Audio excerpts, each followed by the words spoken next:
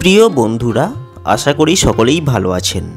আজকের এই ভিডিওতে আলোক চিত্রশিল্পী সুকুমার রায়ের চোখে মহানায়ক উত্তম কুমার কেমন মানুষ ছিলেন সেই বিষয়ে কিছু কথা আলোচনা করছি। মহানায়ক উত্তম কুমারের সিনেমার শুটিং চলছিল তখন। একটা দৃশ্য ছিল মহানায়ক সিঁড়ি দিয়ে দ্রুত উপরে উঠে যাবেন।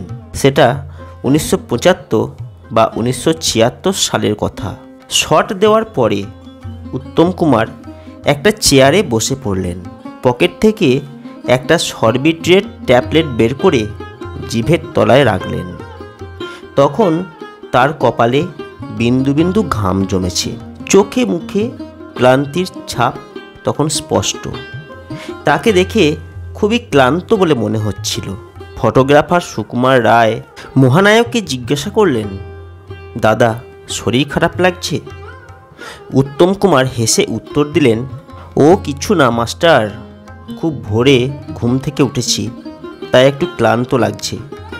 মহানায়ক উত্তম কুমার ফটোগ্রাফার সুকুমার রায়কে মাস্টার বলে রাখতেন। সুকুমার রায় তখন পুরাতন দিনের কয়েকটি সিনেমা পত্রিকার জন্য কাজ করছিলেন। আর সেই কাজ করতে গিয়ে মহানায়কের ছবি তুলতে হয়েছিল তাকে। ছবি তোলার সময় তিনি বুঝতে পেরেছিলেন মহানায়ক ছবি তোলার সময়েও অন্যান্য অভিনেতাদের থেকে সম্পূর্ণ পৃথক। তিনি শুধু পর্দায় নয়, পর্দার বাইরেও ছিলেন আত্মবিশ্বাসে ভরপুর একজন মানুষ। ছবি তোলার সময়ে তিনি কখনো বাধা দিতেন না।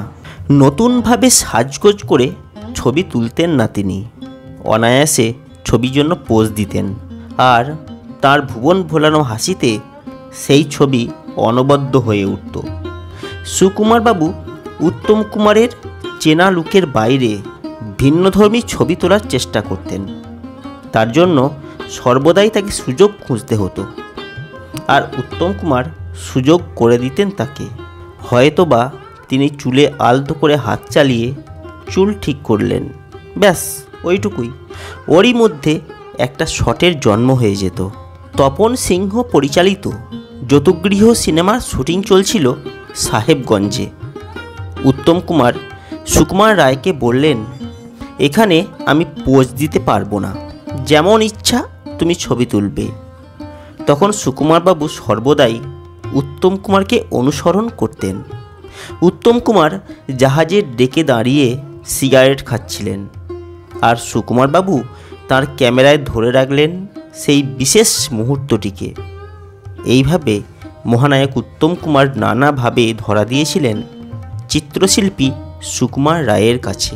প্রিয় বন্ধুরা, আলোক চিত্রশিল্পী বা ফটোগ্রাফার সুকুমার রায়ের চোখে মহানায়ক উত্তম কুমার কেমন মানুষ ছিলেন সেই নিয়ে আজকের এই ছোট্ট ভিডিওটি কেমন লাগলো কমেন্ট করে আমাকে জানাতে ভুলবেন না। যদি ভালো লাগে ভিডিওটিকে লাইক করবেন, শেয়ার করবেন, আর অবশ্যই চ্যানেলটিকে সাবস্ক্রাইব করবেন।